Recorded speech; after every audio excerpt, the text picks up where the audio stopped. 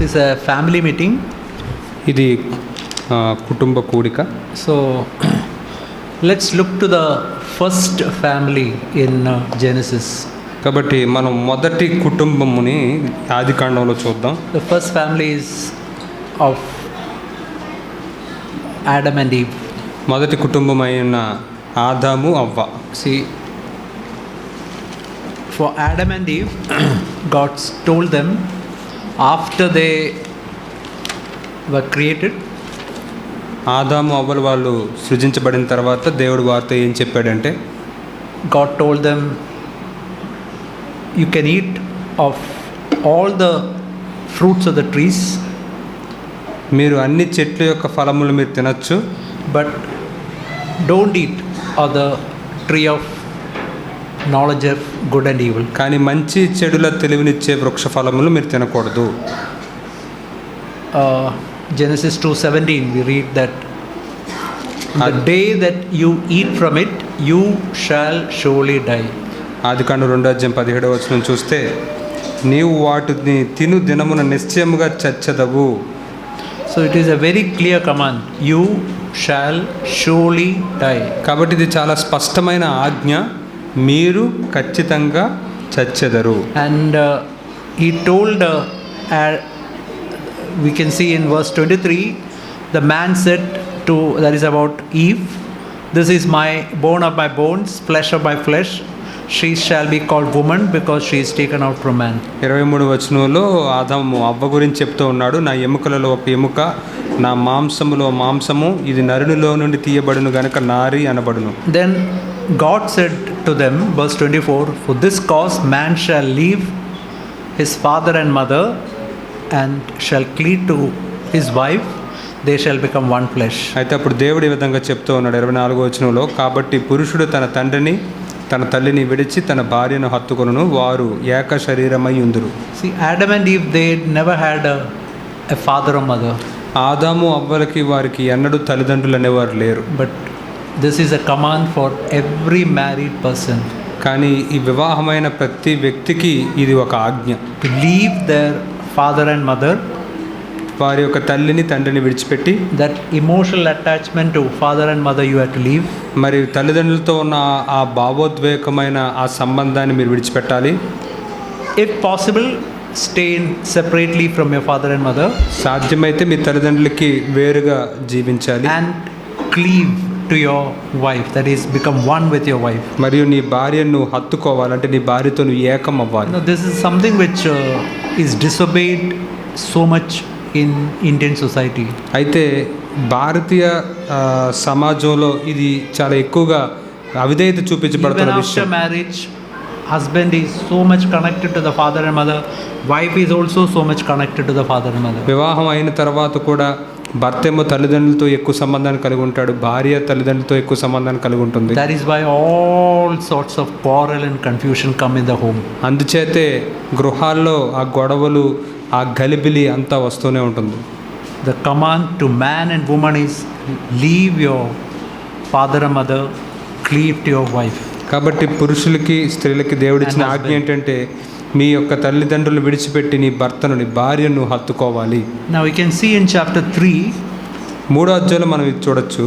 devil came to the garden of Eden. ఆ యొక్క ఏదైనా తోటలోనికి అపవాది వచ్చాడు. The reason is because Adam and Eve were very closely connected to God, very close relationship, and devil is determined to destroy that. ఎందుకంటే ఆదాము అవ్వలు వారు దేవునితో చాలా సన్నిహితమైన సంబంధాన్ని కలిగి ఉన్నారు కనుక అపవాది వారిని వేరు చేయాలని నిర్ణయం You తీసుకున్నాడు. can see here serpent telling, that is devil telling them in verse 1, indeed has God said you shall not eat from any tree of the garden. అయితే ఆ అపవాది అయిన ఆ సర్పము అపవాది ఈ విధంగా చెప్తూ ఉన్నాడు, ఇది నిజమా, ఈ తోట చెట్లలో దేని ఫలములనైనను మీరు తినకూడదని దేవుడు చెప్పినా. You know what woman said? అప్పుడు స్త్రీ ఏమందో తెలుసా? Verse 2, from the fruit of the trees of the garden you may eat, but from the fruit of the tree that is in the middle of the garden God has said you shall not eat it or touch it lest you die. అందుకు స్త్రీ, ఈ తోట చెట్ల ఫలములను మేము తినవచ్చును, అయితే తోట మధ్యనున్న చెట్టు ఫలములను గూర్చి దేవుడు మీరు చావకుండునట్లు వాటిని తినకూడదని వాటిని ముట్టకూడదని చెప్పానని సర్పంతో అనను. Is that what God told? నిజంగా దేవుడు ఇదే చెప్పాడా? Is that what God told? ఇదే దేవుడు చెప్పాడా? See, she added something. ఆమె ఇంకొక మాటని చేర్చి కలిపి God never చెప్తుంది. said never touch it, but she added that. దేవుడు ఎన్నడూ కూడా మీరు ముట్టకూడదు అని చెప్పలేదు, ఆమె కలిపింది ఆ మాట. She subtracted also something. ఆమె అలాగే ఒక మాటను కూడా తీసేసింది కూడా. God said you shall surely die. దేవుడేమో మీరు ఖచ్చితంగా నిశ్చయంగా చచ్చిపోతారని చెప్పాడు. Satan said lest you die. Sometime perhaps you may die. అయితే ఆ స్త్రీ ఏమంటూ ఉందంటే మీరు చావకుండునట్లు, అంటే ఒక్కొక్కసారి బహుశా మీరు చచ్చిపోవచ్చు, బహుశా అనే మాట అంటుంది. We learn two things from that. అక్కడి నుంచి 2 మాటలు మనం నేర్చుకోవచ్చు. She was not so sure, not so clear about what God commanded. దేవుడు ఏమి ఆజ్ఞాపించాడో దాని విషయమై ఆమె నిశ్చయంగా ఖచ్చితంగా ఆవిడకి సరిగ్గా Many తెలియదు. times so many believers are not clear of what is written in God's word. దేవుని యొక్క వాక్యంలో ఏమి రాయబడి ఉంది అనే దాని విషయమై విశ్వాసులకి చాలాసార్లు స్పష్టంగా తెలియదు. If you don't know what is clearly written in God's word, దేవుని you వాక్యంలో will be deceived. దేవుని వాక్యంలో రాయబడిన దాన్ని మీరు స్పష్టంగా తెలుసుకోకపోతే మీరు మోసపోతారు. When you add and subtract from God's word, you will be deceived. దేవుని యొక్క వాక్యానికి ఏదన్నా చేర్చినా లేదా తీసివేసినా మీరు మోసపోతారు. And then devil said, you shall surely not die. అప్పుడు అపవాది ఏమంటున్నాడు? మీరు ఖచ్చితంగా చనిపోరు. What did God say? దేవుడు ఏమన్నాడు? You shall surely die. మీరు నిశ్చయంగా చనిపోతారని చెప్పారు. Now what devil is telling? ఇప్పుడు అపవాది ఏం చెప్తున్నాడు? Nothing will happen. మీరు Don't worry. చావనే చావరు, ఏం జరగదు. You know, in the New Testament, God said in Romans 8:13, రోమిలికి రాసిన పత్రిక 8:13 what is written? దేవుడు ఏం చెప్పాడు తెలుసు? కొత్త నిబంధనలో if you live by the flesh, you shall surely die. మీరు శరీరానుసారులుగా అంటే మాంసాన్ని అనుసరించి కనుక జీవిస్తే మీరు ఖచ్చితంగా చచ్చిపోతారు అని చెప్పాడు. Flesh means if I live according to my will. Flesh does not mean this is not flesh. Flesh మాంసము is అంటే my will. మాంసం అంటే ఈ కనిపించి ఈ మాంసం గురించి కాదు మనం చెప్పుకునేది. మాంసము అంటే నా స్వచిత్తము, నా చిత్తము. So if I live according to my flesh, that is my will, కాబట్టి I shall surely die. నేను నా మాంసాన్ని అనుసరించి గనుక నేను జీవిస్తే, అంటే నా చిత్తానుసారంగా నేను జీవిస్తే నేను నిశ్చయంగా You చచ్చిపోతాను. know what God will come and tell all of us? I mean, devil will come and tell all of us. మరి అపవాది వచ్చి మనందరితో ఏం చెప్తాడో తెలుసా? Nothing will happen. You shall surely not die.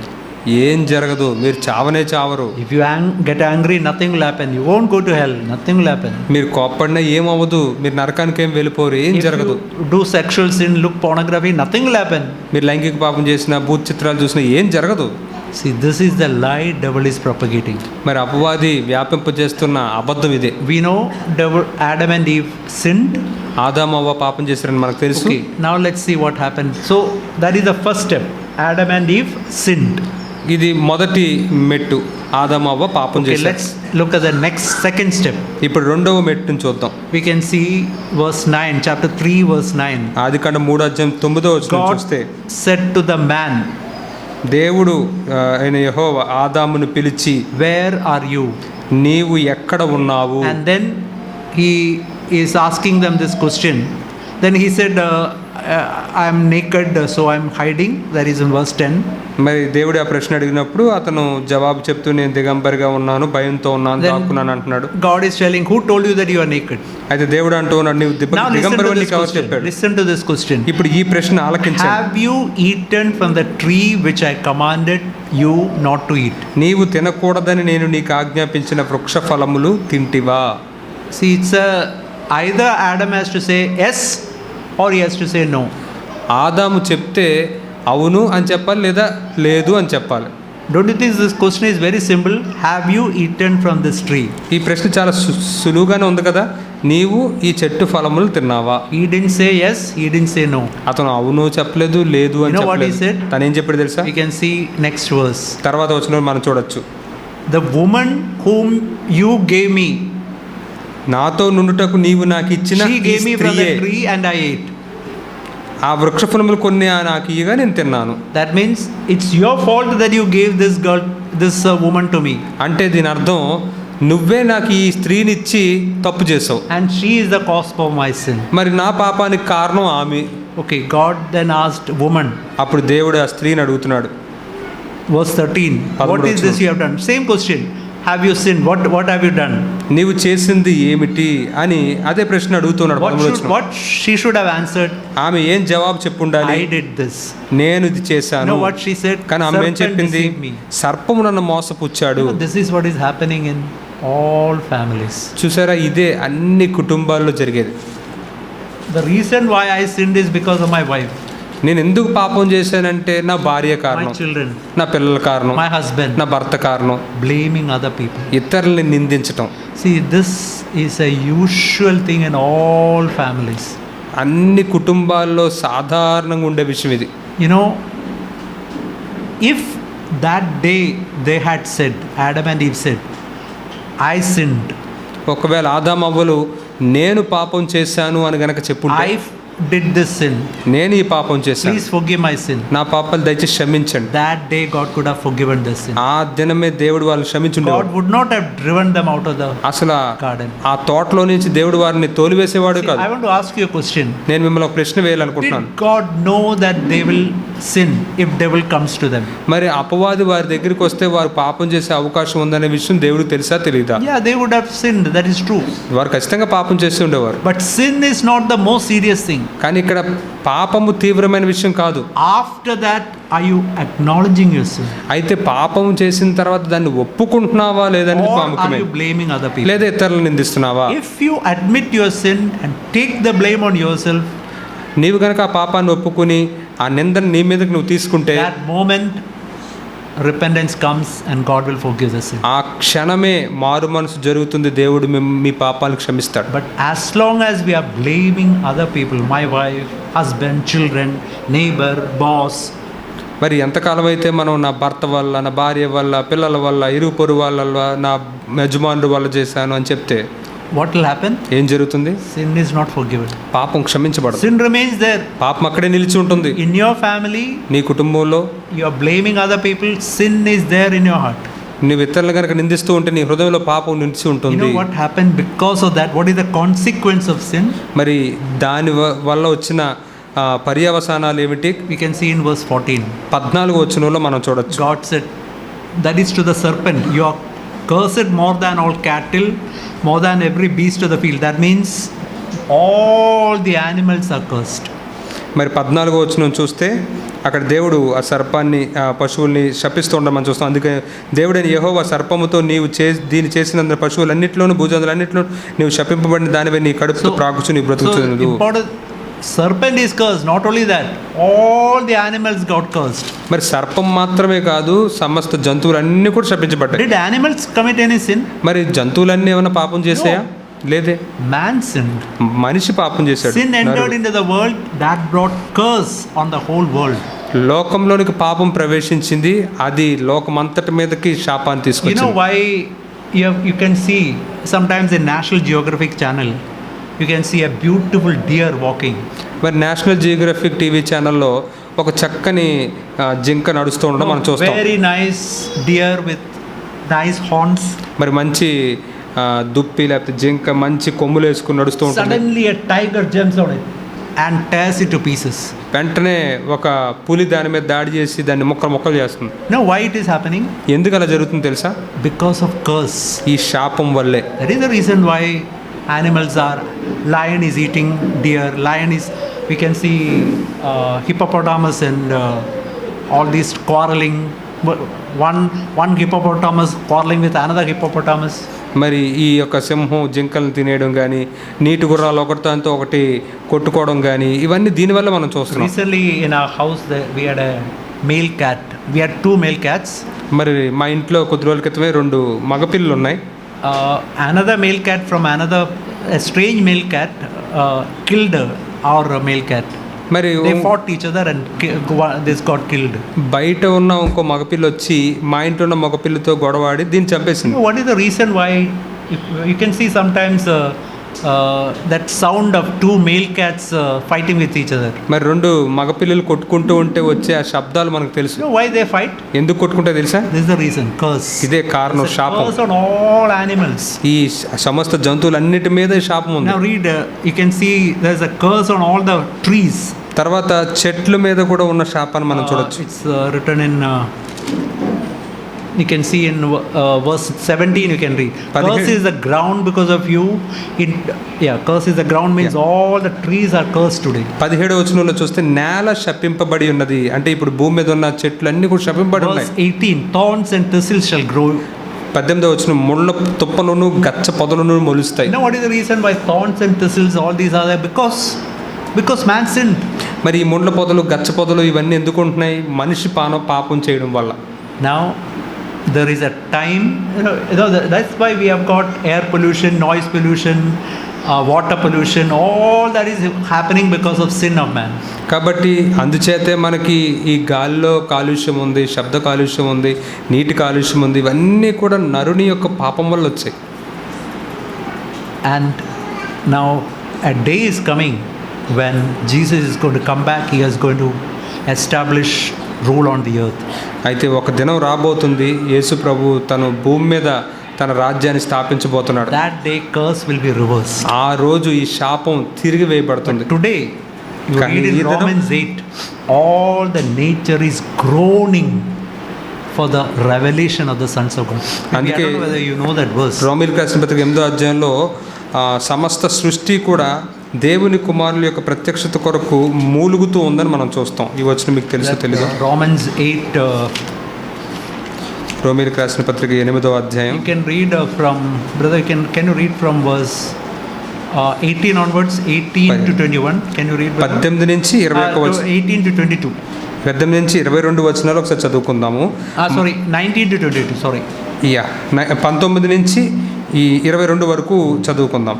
దేవుని కుమారుల ప్రత్యక్షత కొరకు సృష్టి మిగుల ఆశతో తేరి చూచుచు కనిపెట్టుచున్నది. ఏలయనగా సృష్టి నాశనమునకు లోనైన దాస్యములో నుండి విడిపింపబడి దేవుని పిల్లలు పొందబో మహిమగల స్వాతంత్రం పొందుదునను నిరీక్షణ కలదై స్వేచ్ఛగా కాక దానిని లోపరిచిన వాని మూలముగా వ్యర్థపరచబడెను.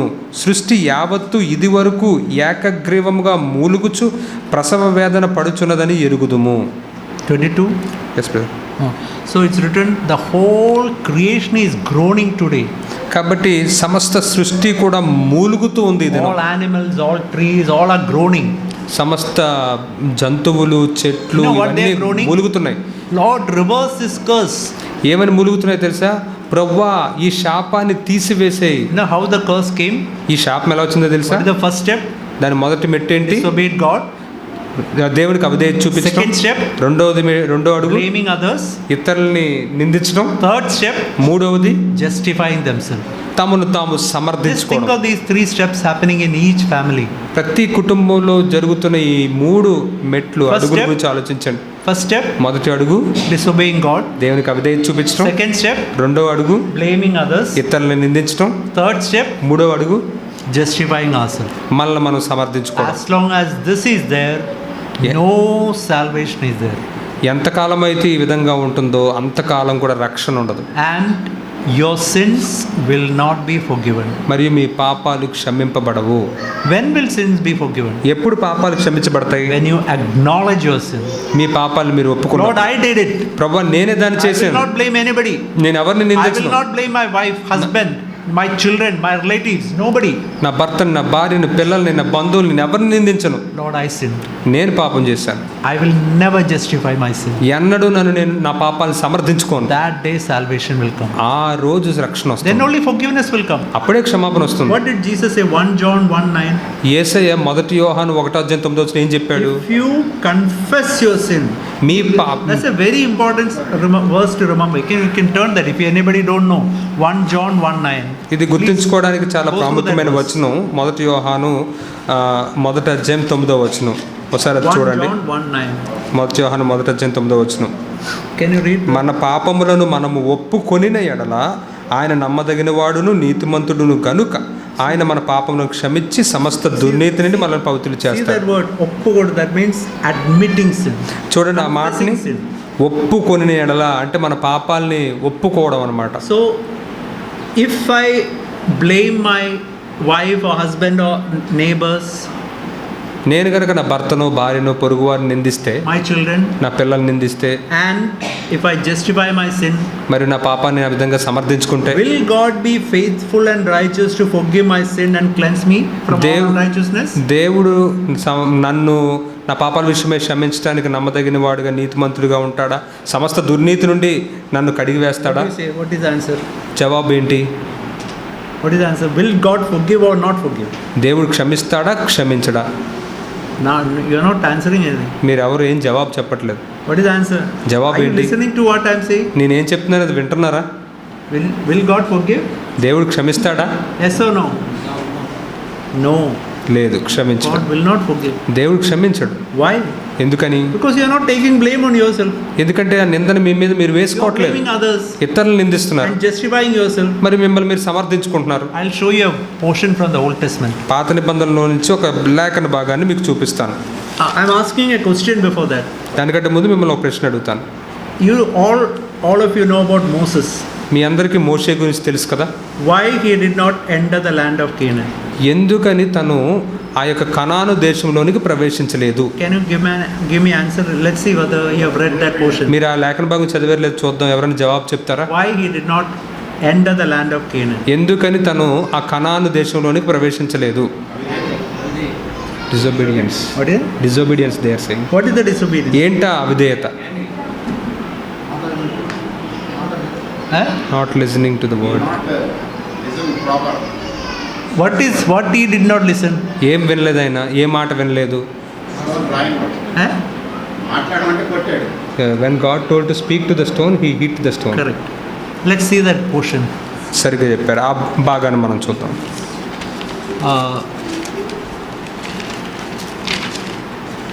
We can see that in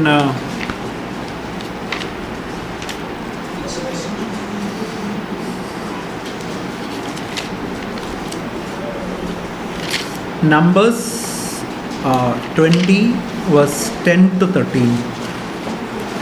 సంఖ్యాకాండం 20వ అధ్యాయం. Numbers 20 సంఖ్యాకాండం 20వ అధ్యాయం 10 to 13. 10 నుంచి 13 వచనాలు. Can you read, brother? Yes brother. తర్వాత This I think many of you know that portion. మీలో Here చాలా God told there was no water for the people. Sorry. There was no water for the people. Yeah. You can sit back, brother. They can put the mic front. No, it's okay. It's okay. They did not.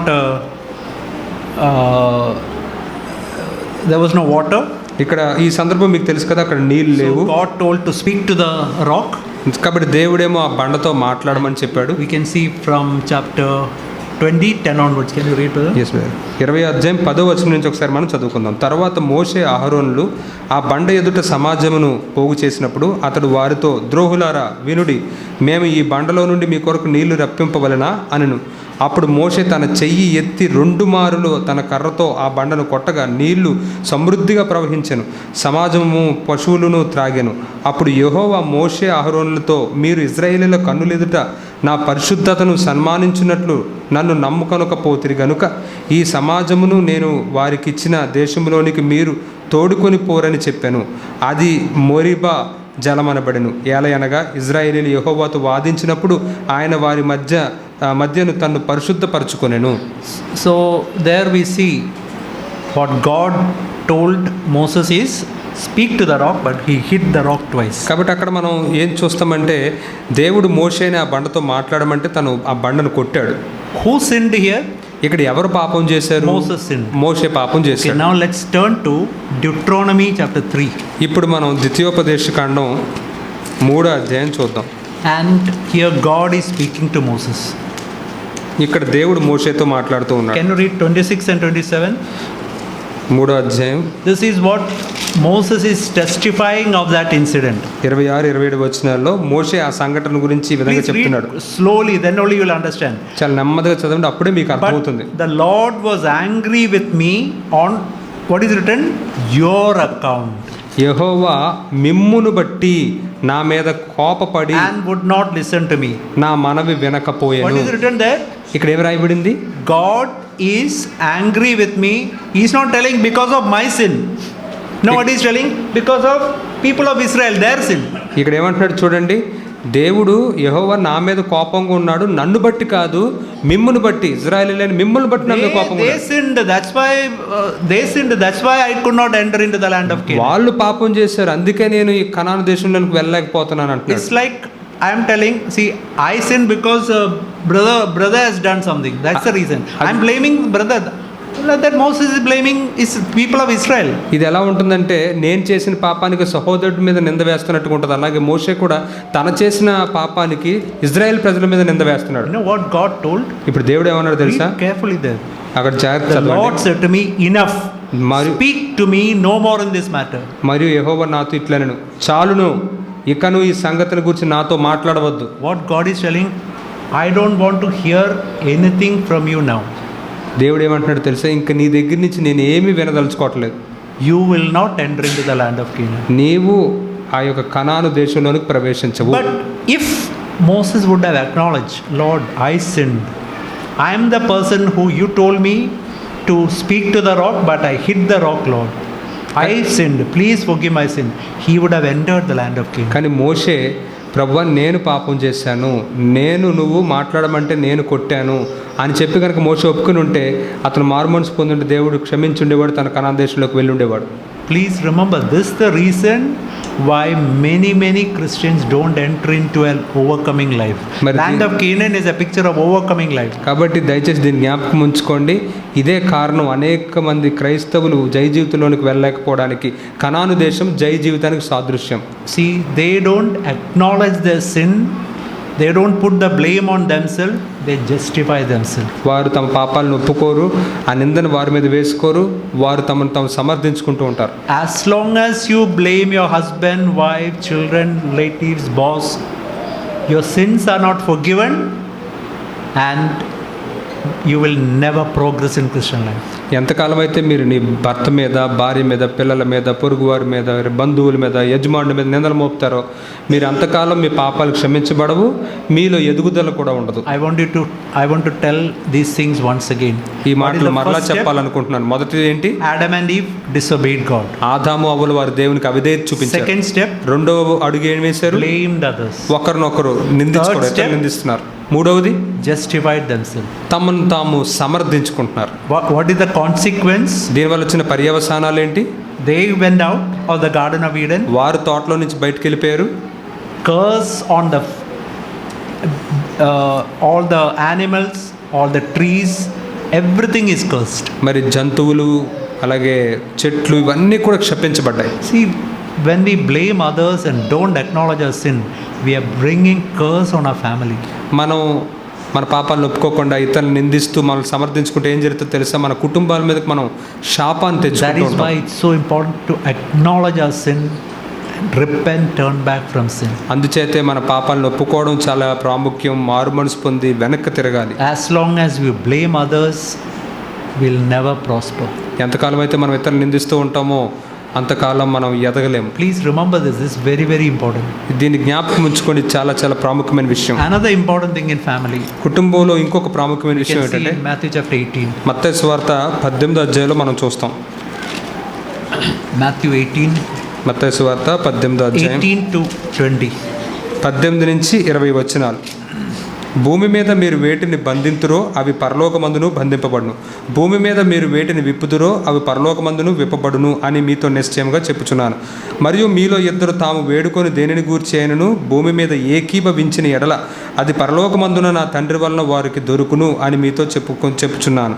ఎలయనగా ఇద్దరు ముగ్గురు నా నామమును ఎక్కడ కూడియుందురో అక్కడ నేను వారి మధ్యన ఉందును అని చెప్పాను. See, you know why God joined you and your wife? మరి దేవుడు నిన్ను నీ భార్యని ఎందుకు కలిపాడో తెలుసా? You and your wife should be one. నీవు నీ భార్య ఇద్దరు ఏకమై ఉండాలి. Sometimes some angry words, something can come. కొన్నిసార్లు కోపంతో కూడిన మాటలు రావచ్చు. Yeah, it can happen in all families. అది అన్ని కుటుంబాల్లోనూ జరుగుతుంది. Don't get condemned just because of that. దాని విషయమై మీరు అపరాధ భావంలోకి What నిందించుకోవడంలోకి is వెళ్ళిపోవద్దు. important is taking the blame on myself, కానీ ఇక్కడ ప్రాముఖ్యమైన విషయం ఏమిటంటే నిందన నా మీద తీసుకోవడం. never justifying sin ఎన్నడూ పాపాన్ని సమర్థించద్దు. and confessing sin, say especially when angry words come, confessing sin to one another. కానీ ఎప్పుడైతే ప్రత్యేకంగా కోపంతో మాటలు అవి వచ్చినప్పుడు పాపాన్ని And ఒప్పుకోవాలి. then you are coming together అప్పుడు మీరిద్దరు కలిసి వస్తారు. as is written here. ఇక్కడ రాయబడినట్లుగా 19, two of you. That means we can read like this: husband and wife, they are agreeing. 19 వచనం ఈ విధంగా మనం చదువుకుంటే అక్కడ ఇద్దరు అని ఉంది కదా, భార్య భర్త వారు ఏకీభవించినప్పుడు. And whatever is written on earth, they are asking anything, it shall be done to them by my Father in heaven. దేనిని గూర్చేనను తాము వేడుకొని దేని గూర్చేను భూమి మీద ఏకీభించినది పరలోకమందు నా తండ్రి వల్ల వారికి దొరుకును.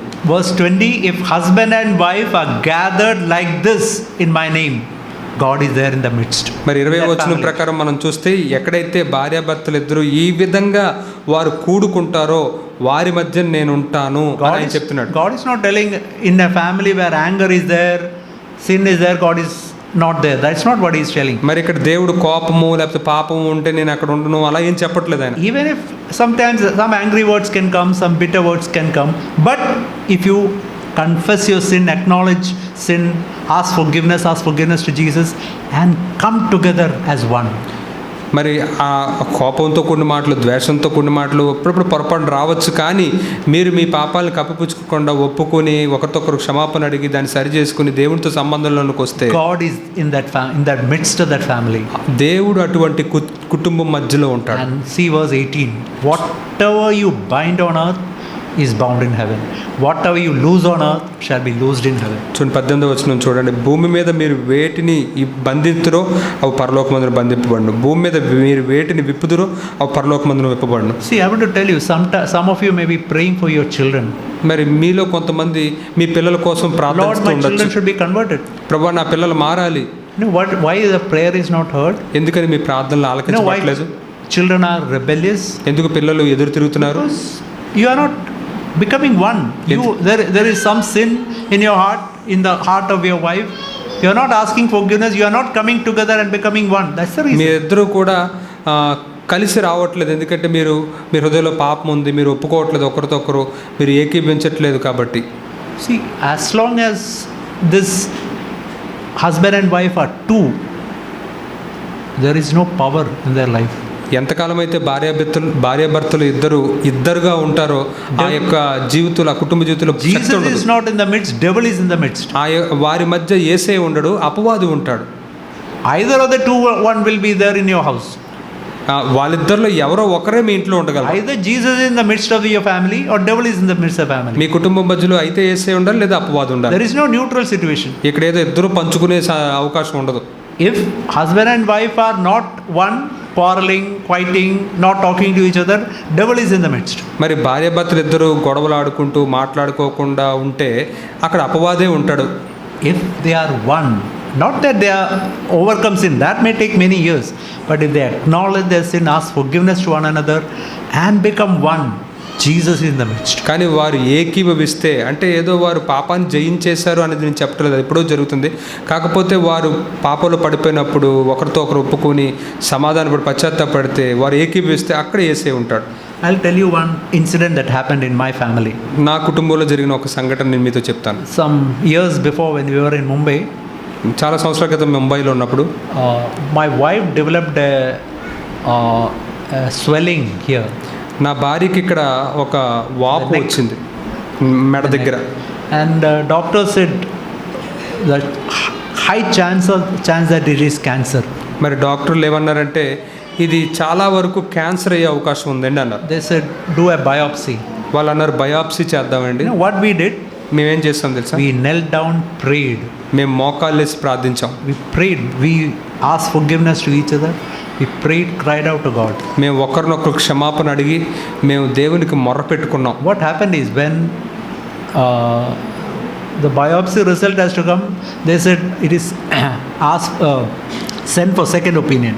మరి ఏం జరిగిందంటే బయాప్సీ రిజల్ట్స్ వచ్చాయి, కానీ వాళ్ళు అన్నారు రెండో ఒపీనియన్కి, సెకండ్ అభిప్రాయానికి కూడా Again we పంపిస్తున్నాం. prayed. Again we prayed. మరలా మేము ప్రార్థించాం. And when the result came, it మరి- was TB. అది రిజల్ట్ వచ్చినప్పుడు అది టీబీ అని తెలిసింది. So what I'm telling is, God can turn things, God can change events in any way. కాబట్టి నేను ఏం చెప్పాలనుకుంటున్నానంటే దేవుడు పరిస్థితుల్ని, సంఘటనల్ని మార్చివేయగలడు. Another thing what happened, I'll tell you in my home. మా ఇంట్లో జరిగిన ఇంకొక విషయం నేను చెప్తాను. My son, when he was after his 12th standard, he was going in a wayward manner. నా కుమారుడు 12వ తరగతి అంటే ఇంటర్మీడియట్ సెకండ్ అయిపోయిన తర్వాత చాలా దారి He తిరిగిపోయి తప్పిపోయాడు. wants to go to merchant navy, go abroad, and in merchant navy he wanted to go. తను అక్కడ నావికా దళంలోనికి అటువైపు వేరే ఇతర దేశాలకు వెళ్ళిపోవాలి అని అలా ఆలోచిస్తూ And ఉన్నాడు. when we asked counsel from our elder brothers, మన పెద్ద సహోదరుల దగ్గర నుంచి మేము దాని గురించిన they said సలహాలు he's ఆలోచనలు not తీసుకున్నప్పుడు converted. If you go like that, a person can really go astray. తను ఇంకా మార్పు చెందలేదు కనుక అలా వెళ్ళిపోతే నిజంగా ఒక వ్యక్తి దారి తొలగిపోతాడని చెప్పారు. Now it went on for some time. He was going in a wrong way. తను ఆ విధంగా కొంతకాలం సాగింది. We heard one thing from Brother Zach. అప్పుడు మేము సోదర్ జాక్ గారి నుంచి ఒక మాట విన్నాం, When we heard in a message, వర్తమానంలో విన్నాం. you know what he said? ఆయన ఏమన్నారు తెలుసా? Pray, Lord, cause a fracture to happen to my son, and through that he'll turn to Jesus Christ.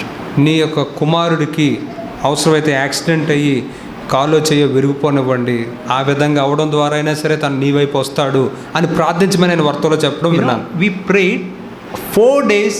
He was playing football. He met with a accident. మేము ప్రార్థన చేస్తూ ఉన్నాం.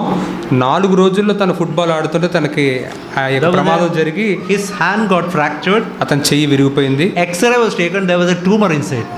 అప్పుడు x ray తీసినప్పుడు అక్కడ ఒక ట్యూమర్ కూడా, కంతి లాంటిది కూడా ఉంది. And when he was admitted in the hospital, they had to take a bone from leg and cut a bone here and place it here. తను హాస్పిటల్లో చేర్చిన తర్వాత ఏం జరిగిందంటే కాళ్ళలోని ఎముక తీసి అది కట్ చేసి ఇక్కడ దాన్ని పెట్టాల్సి వచ్చింది. Before he went to the theater to have operation, he cried out to God. He got converted. మరి ఆ ఆపరేషన్ థియేటర్లోనికి వెళ్ళక ముందు తన దేవుడికి మొరపెట్టుకున్నాడు. ఆ విధంగా మారు మనసు పొందాడు. You can see that how God is answering the prayer. చూడండి, దేవుడు ప్రార్థనలకు ఎలా జవాబిస్తాడో మనం చూడొచ్చు. When we are ready to pray, Lord, at any cost, I want my children to be converted, God will answer like that. మనం గనక ప్రభువా ఏదేమైనప్పటికీ నా పిల్లలు మారు మనసు పొందాలి అని మనం ప్రార్థిస్తే దేవుడు మన ప్రార్థనలకు జవాబిస్తాడు. I want to tell you one incident which one thing which one brother shared. ఒక సహోదరుడు పంచుకున్న ఒక విషయాన్ని నేను మీతో పంచుకోవాలనుకుంటున్నాను. చెన్నైలో he shared like this. ఈ విధంగా చెప్పాడు. You know what happens in a atom bomb? Atom bomb, అణు బాంబులో ఏం జరుగుతుంది? He said, there are 2 atoms called uranium atoms. I think I'm correct.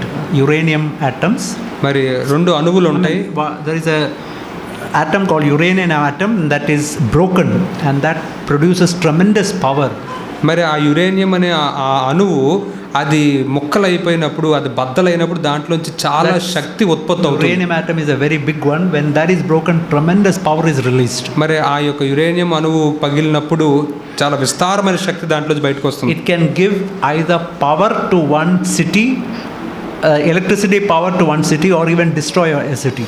అది అయితే ఒక పట్టణం మొత్తానికి విద్యుత్ శక్తిని ఇవ్వగలదు, లేదా పట్టణం మొత్తాన్ని నాశనం చేయగలదు. See, that is a picture of the big person, myself, getting broken, and through that God's power is manifest to bless other people. మరి ఆ విధంగా నాలో ఉన్న ఒక పెద్ద వ్యక్తి అయిన స్వయ జీవితం, నా సొంత జీవితం అనేది విరగొట్టబడినప్పుడు ఆ విధంగా ఆశీర్వాదకరంగా ఉండగలదు. So when in atom bomb, what happens is a uranium atom is broken, releases power either to give electricity to a city or to destroy a city. కాబట్టి ఈ యురేనియం అణువు పగిలినప్పుడు, బద్దలైనప్పుడు వచ్చే శక్తి అయితే ఒక పట్టణానికి వెలుగువడానికి ఉపయోగపడుతుంది, లేదా ఒక పట్టణాన్ని నాశనం చేయడానికి So ఉపయోగపడుతుంది. that's a picture of myself being broken. అది నా స్వయం విరగొట్టబడడానికి సాదృశ్యంగా ఉంది. But you know what happens in a hydrogen bomb?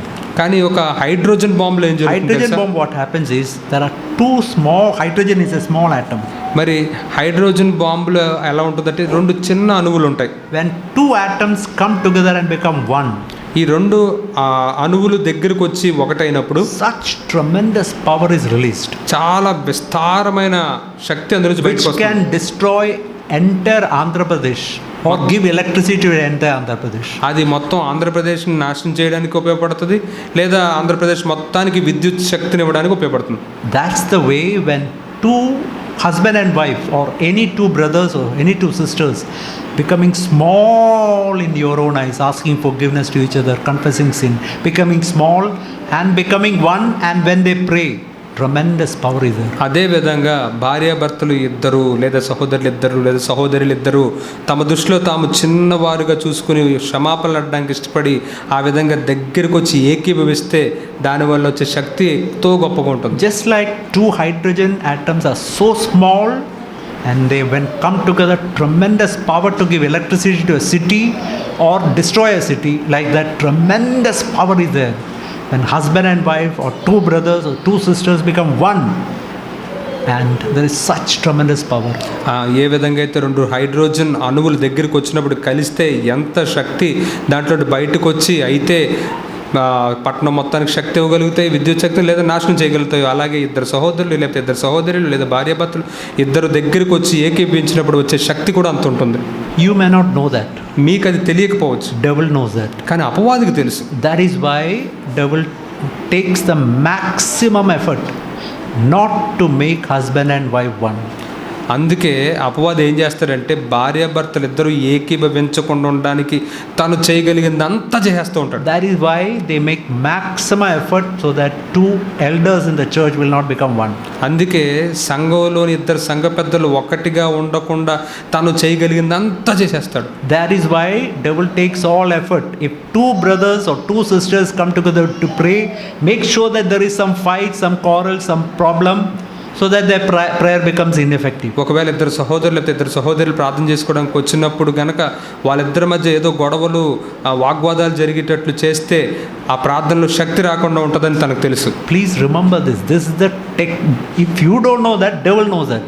కాబట్టి దీన్ని జ్ఞాపకం ఉంచుకోండి. ఇదే ఇక్కడ ఉన్న టెక్నిక్. మీకు తెలియకపోవచ్చు, అపవాదికి Devil తెలుసు. does maximum effort to create problem in the church, in the family, everywhere. మరి సంఘంలో కానీ కుటుంబంలో కానీ ప్రతి చోట సమస్యను సృష్టించడానికి సాతానుడు ఏం చేయాలో అదంతా చేస్తాడు. What should you do? మనం ఏం చేయాలి? Humble yourself. మిమ్మల్ని మీరు తగ్గించుకోండి. Ask forgiveness to each other. ఒకరినొక క్షమాపణలు అడగండి. And pray for different matters. వేరు వేరు అంశాల గురించి ప్రార్థన చేయండి. Maybe you are praying for some matters and God is not answering. బహుశా మీరు ఏదైనా విషయం గురించి ప్రార్థన చేస్తూ ఉన్నారేమో, దేవుడు Maybe జవాబు for years you ఇవ్వట్లేదేమో. are praying and there is no answer. అనేక సంవత్సరాలుగా మీరు ప్రార్థన చేస్తున్నారు కానీ జవాబు You know రావట్లేదు. what is the reason? దానికి కారణం ఏంటో తెలుసా? Because there is some enmity, anger, bitterness in your heart, and with that you pray. Prayer is not going above this ceiling. ఎందుకంటే మీ హృదయంలో శత్రుత్వం, ద్వేషం, ఈర్ష ఉంది గనక మీరు ప్రార్థిస్తున్నారు కానీ ఈ స్లాబ్ దాటి అది బయటకు వెళ్ళట్లేదు. Please humble yourself. That's what I learned. I'm saying about my family life. అదే నేను నేర్చుకున్నాను. నన్ను నేను తగ్గించుకోండి. నా కుటుంబ జీవితం గురించి నేను చెప్తున్నాను. See, when I got married, that's way back in 1992. నాకు వివాహం అయినప్పుడు అంటే సుమారు 1992 సంవత్సరంలో Initially for many years we used to quarrel, fight, so much of quarrel and fighting. మా యొక్క ప్రారంభ దినాల్లో ఎన్నో గొడవలు ఒకరినొకరు వాదించుకుంటూ ఆ విధంగా జరుగుతూ ఉండేవి. I'll tell you honest testimony, my children were consistently sick, so much of confusion in the home. నేను యథార్థంగా చెప్తూ ఉన్నాను, నా పిల్లలు తరచుగా రోగానికి పాలయ్యేవాళ్ళు. So much of confusion. ఎంతో గలిబిలి ఇంట్లో ఉండేది. I never knew that reason is because I and my wife are not united. We are praying, but God is not hearing any prayer. అయితే నా భార్య నేను ఏకీభవించకపోవడమే దీనికి కారణమని నాకు తెలియదు. ఎందుకంటే మేము ప్రార్థిస్తూ ఉన్నాం కానీ ఏకీభవించి ఏమి చేయట్లే. But many years later on I understood the importance of becoming really one and approaching God. మరి చాలా సంవత్సరాలు గడిచిన తర్వాత అప్పుడు నేను అర్థం చేసుకున్నాను, నిజంగా ఒకటిగా అయ్యి దేవుని దగ్గరికి వెళ్ళడంలోని శక్తిని. See, maybe you can turn to this verse in Ephesians 4 verse 3. ఎఫెసీయులకు రాసిన పత్రిక 4వ అధ్యాయం 3వ వచనాన్ని ఒకసారి చూద్దాం. Can you read verse 3, brother? Yeah 4వ Read అధ్యాయం 1, 2. Maybe you can read chapter 3. Sorry, chapter 4, verse 1 to 3. Yeah. ఎఫెసీయులకు రాసిన పత్రిక 4వ అధ్యాయం 1 నుంచి 3 వచనాలు చదువుకుందాం. కాబట్టి మీరు సమాధానమును బంధము చేత ఆత్మ కలిగించు ఐక్యమును కాపాడుకొనుట యందు శ్రద్ధ కలిగిన వారై ప్రేమతో ఒకరినొక్కడు సహించుచు మీరు పిలువబడిన పిలుపునకు తగినట్లుగా దీర్ఘశాంతముతో కూడిన సంపూర్ణ వినయముతోనూ సాత్వికముతోనూ నడుచుకొనవలనని ప్రభువును బట్టి ఖైదీనైన నేను మిమ్మల్ని బతిమాలుకొనుచున్నాను. It's written very clearly, be diligent to preserve the unity of the Spirit and the bond of peace. ఇక్కడ చాలా స్పష్టంగా రాయబడి ఉంది, మీరు ఆత్మ కలిగించు సమాధానమైన బంధం చేత ఆత్మ కలిగించే ఐక్యమును కాపాడుకునే యందు శ్రద్ధ కలిగి ఉండాలి. What is the meaning of bond of peace? ఇక్కడ సమాధానమును బంధము అంటే ఏంటి? Home, it should be an island of peace. మరి గృహము సమాధానంతో ఉండాలి. And that can happen only when you ask forgiveness to each other and really, as is written, diligent to preserve the unity of the Spirit. ఎప్పుడైతే మీరు ఒకరినొకరు క్షమించుకుంటారో మరియు ఆ యొక్క ఆత్మను కలిగించే ఐక్యాన్ని కాపాడుకునే శ్రద్ధ కలిగి ఉంటారు ఇక్కడ చెప్పినట్లుగా, అప్పుడే సాధ్యమవుతుంది. See, imagine this gap is there. This, like, husband is here, wife is there, gap is there between husband and wife. ఒకసారి ఇలా ఊహించుకోండి, భర్త ఇక్కడ ఉన్నాడు, భార్య ఇక్కడ ఉంది, మధ్యలో ఈ ఖాళీ ఉంది. And you know what I told you earlier session, devil can enter, cause confusion in the family and children will be affected. మరి ఇంతకుముందు సెషన్లో కూడా నేను చెప్పాను కదా, అపవాది ఇందులోంచి ప్రవేశించి కుటుంబంలో గలిబిని సృష్టిస్తాడు, పిల్లల మీద కూడా ప్రభావం చూపిస్తాడు. What should happen is both should come together and close the gap. కానీ ఏం జరగాలి అక్కడంటే ఇద్దరు దగ్గరగా వచ్చి ఈ ఖాళీని పూర్తి చేయాలి. But if imagine wife is not cooperating, కానీ ఒకసారి ఊహించుకోండి, భార్య సహకరించట్లేదు, at least the husband took the extra step, భర్త కొంచెం దగ్గరికి రావడానికి ఇంకొక మెట్టే ఎదిగాడు, close that gap, ఆ ఖాళీని పూడ్చాడు, then devil will not enter. అప్పుడు అపవాది రాలేడు. What is the meaning of taking that extra step? ఏంటి? ఒక మెట్టు పైకి వెళ్ళడం, He should దిగడం humble అంటే ఏంటి? himself. He should humble himself, ask forgiveness, settle matters, really go down. మరి దాని అర్థం ఏంటంటే తను తగ్గించుకుని ఆ విషయాన్ని సరి చేసుకుని నిజంగా కిందకి దిగడం. And if the husband is not doing, the wife should do it. లేదా ఒకవేళ భర్త ఆ విధంగా చేయకపోతే భార్య అన్న ఒక మెట్టు తగ్గించుకుని If you ముందుకు really రావాలి. humble yourself, మీరు నిజంగా మిమ్మల్ని తగ్గించుకుంటే there will be peace at home. అప్పుడు ఇంట్లో సమాధానం ఉంటుంది, Devil will not have opportunity. అపవాదికి అవకాశం ఉండదు. Your prayers will have power and there will be devil's activities can be bound. అప్పుడు మీ ప్రార్థనలో శక్తి ఉంటుంది, అపవాది యొక్క క్రియలు బంధించబడగలుగుతాయి. Otherwise all the prayers, it will just, you see this verse in 1 Peter chapter 3, ఒకసారి 1 పేతురు 3వ అధ్యాయంలోని ఈ మాట చూడండి, verse 7. 7వ వచనం. I think all of you may be knowing this verse. మీలో అందరూ ఈ వచనం తెలిసి ఉండొచ్చు. You can read. అటువలనే పురుషులారా, జీవమను కృపావరములో మీ భార్యలు మీతో పాలివారై ఉన్నారని ఎరిగి ఎక్కువ బలహీనమైన ఘటమని భార్యను సన్మానించి మీ ప్రార్థనలకు అభ్యంతరము కలగకుండునట్లు జ్ఞానము చొప్పున వారితో కాపురము చేయుడి. See, it's very clearly written, if you don't live with a wife in an understanding way, your prayers will not be heard. ఇక్కడ చాలా స్పష్టంగా రాయబడి ఉంది, మరి మీ జ్ఞానంతో కనుక మీ భార్యతో మీరు కాపురం చేయకపోతే మీ ప్రార్థనలకు అభ్యంతరం కలుగుతుంది. What is the understanding that I should have?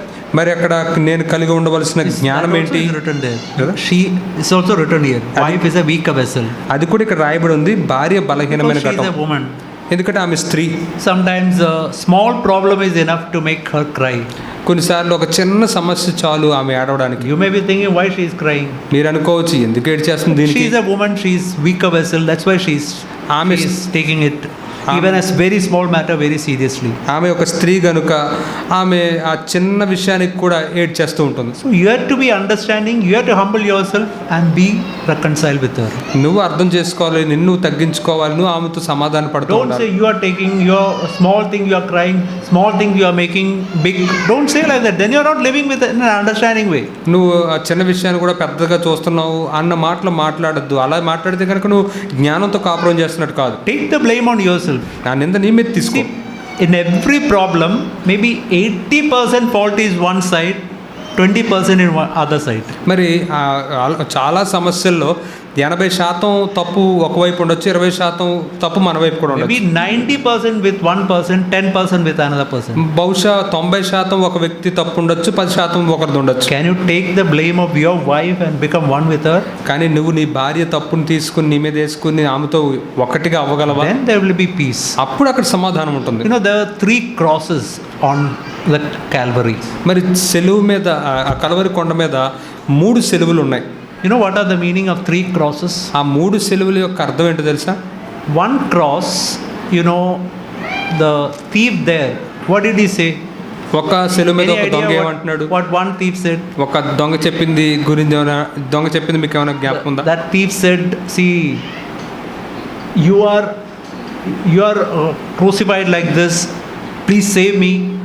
మరి ఒక దొంగ ఏమో నువ్వు ఈ విధంగా సెలవేయబడ్డావు, నన్ను తర్వాత నువ్వు వెళ్ళిపోయి నన్ను కూడా రక్షించు. What he is telling is, see, I am not worthy of this death. తను ఏమంటున్నాడంటే ఈ మరణానికి నేను అర్హుణ్ణి కాదు, I am worthy of something much better.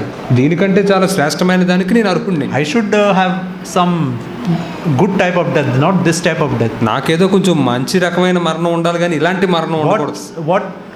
What sin I have done? నేనేం చేశాను అసలు పాపం? He was not acknowledging his sin. తన పాపాన్ని తను ఒప్పుకోవట్లేదు ఒక దొంగ. He was blaming Jesus.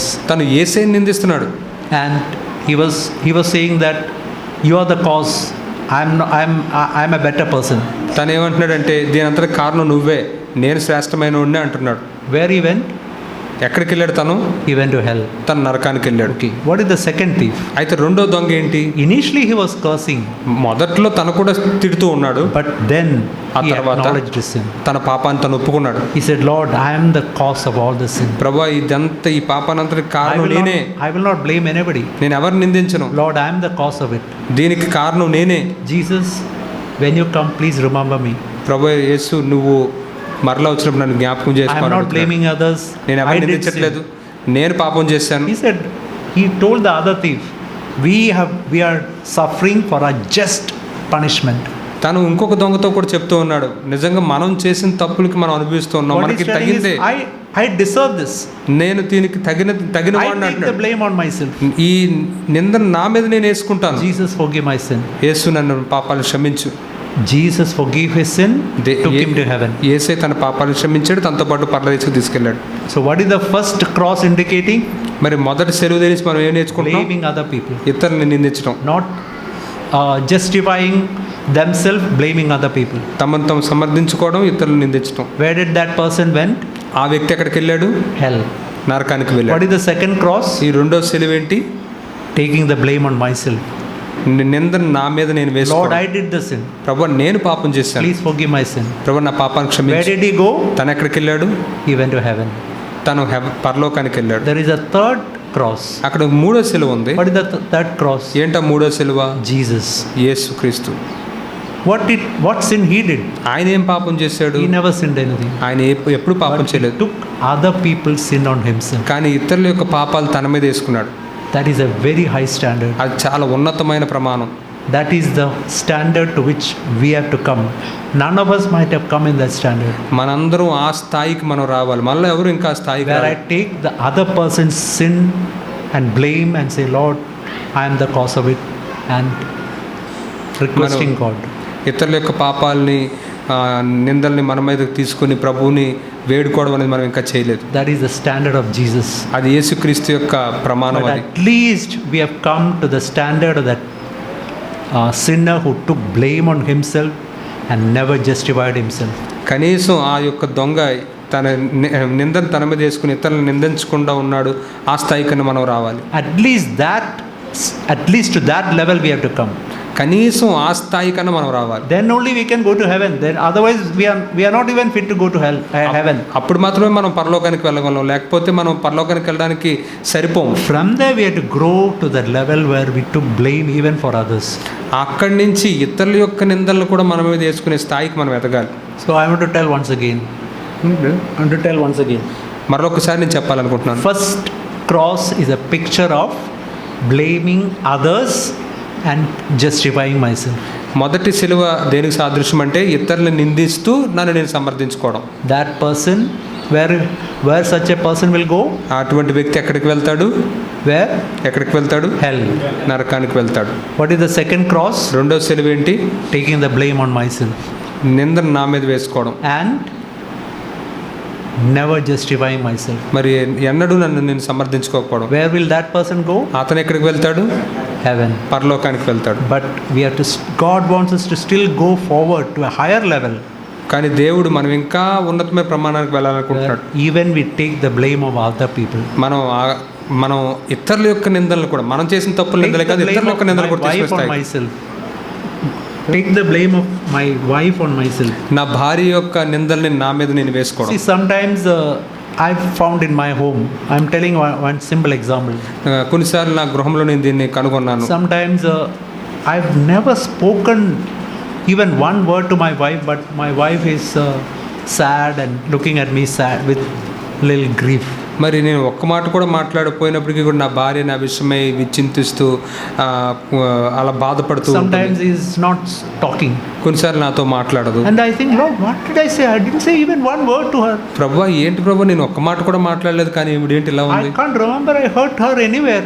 అసలు నేను ఎక్కడన్నా ఏదైనా మాట్లాడానా కూడా నాకు జ్ఞాపకం రావట్లేదు. Then the Lord told, it's true that you have not hurt her.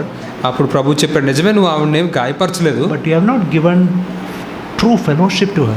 కానీ ఆమెకు నువ్వు నిజమైన సహవాసాన్ని ఇవ్వట్లేదు. What she wants is a close fellowship. That you are busy with so many other things, you have not given true fellowship to her. నువ్వేమో చాలా మిగతా పనులతో నిండిపోయి తీరిక లేకుండా ఉంటున్నావు, ఆమెకు నిజమైన సహవాసాన్ని నువ్వు ఇవ్వట్లేదు. I can say I've never told her any word.